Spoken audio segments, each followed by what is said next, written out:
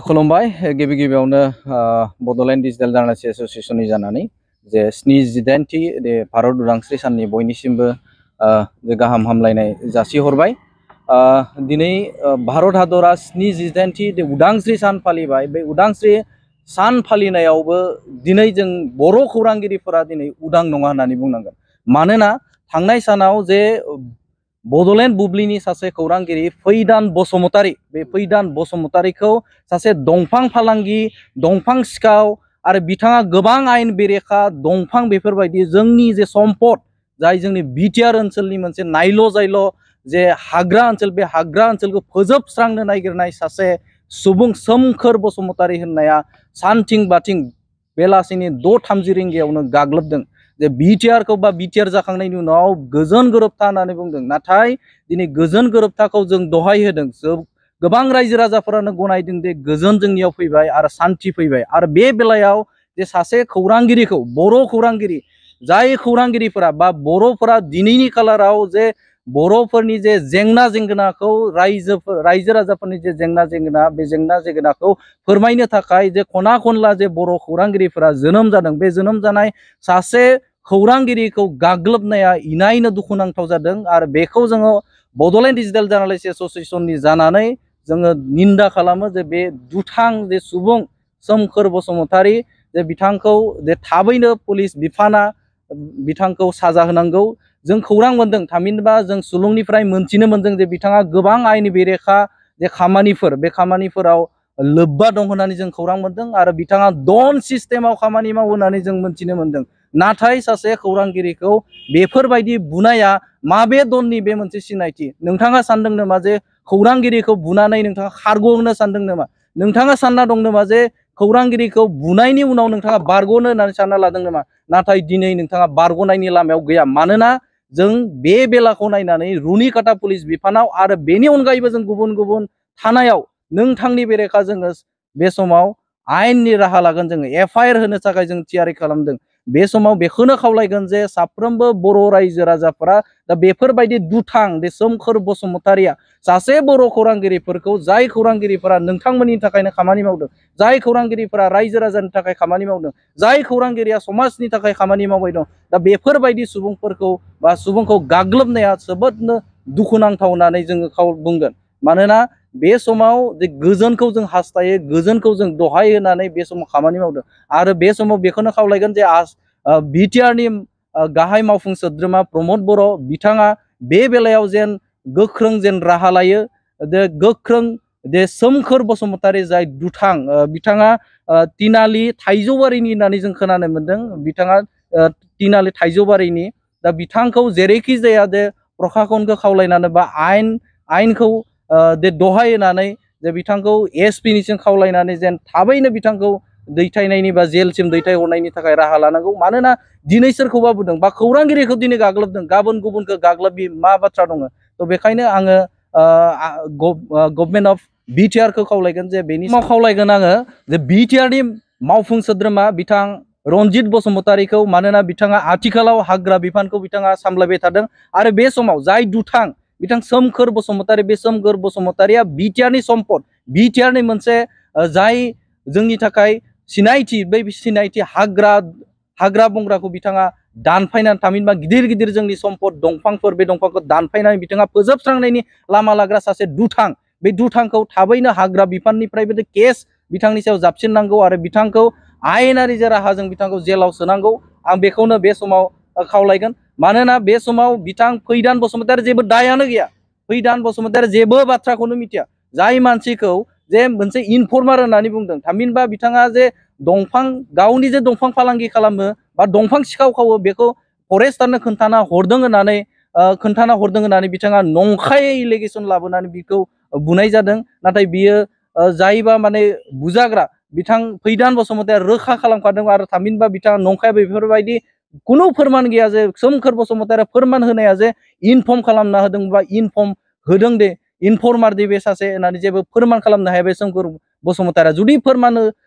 सोमखोर बसुमतारीया बेफोरबायदि इनफर्म हरग्रा होनना जुदि फोरमान बिथाङा जुदि होनो हायोब्ला होनांगौ। आरो बे समाव बेखौनो खावलायगोन जे सासे मानसिखौ निर्दखि सासे सुबुंखौ बुनाया आयेन बेरेखा आरो बे आयेनखौ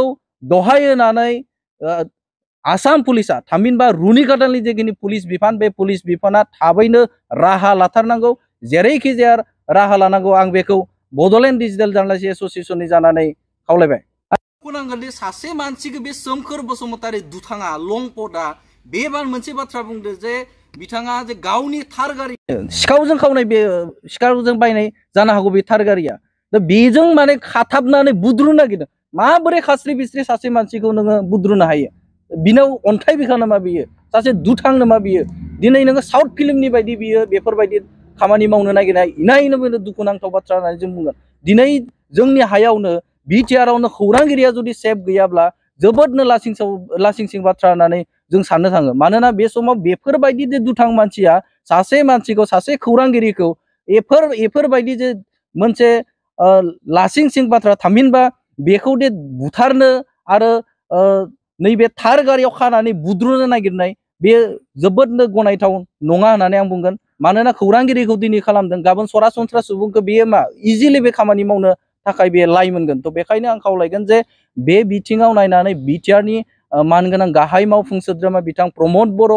बिटिआरनि मावफुं सोद्रोमा हाग्रा बिफाननि मावफुं सोद्रोमा बिथां रन्जित बसुमतारी आरो बे खावलायगोन मानगोनां नोंथांमोननि जायगायावनो सासे खौरांगिरिखौ गाग्लोबदों सासे उदाङै खामानि मावग्रा सासे बर' खौरांगिरिफोरखौ गाग्लोबदों नोंथांमोना बे बेलायाव जेन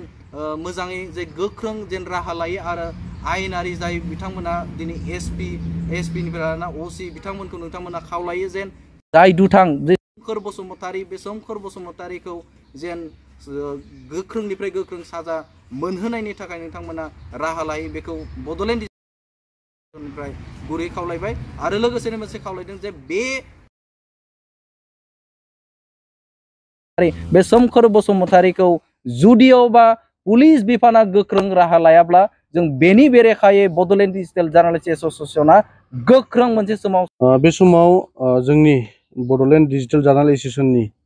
सिङाव थानाय साफ्रोमबो खौरांगिरिफोरखौ आङो बरायनानै लाबाय आरो दिनै जोङो बेवहाय मोनसे खौरांगिरि मेल होनो थाखाय जे थांखि लादों आरो बेवहाय जोंनि मिरुनि गाहाय नेहाथारि बिथां राकेश आमसियारि आरो चिरां जिल्ला बड'लेण्ड डिजिटेल जार्नाल एस'सिएशननि सिङाव थानाय बिबानगिरि साफ्रोमखौबो आं बरायग्रोना लाबाय आरो बे समाव जोंहा मोनसे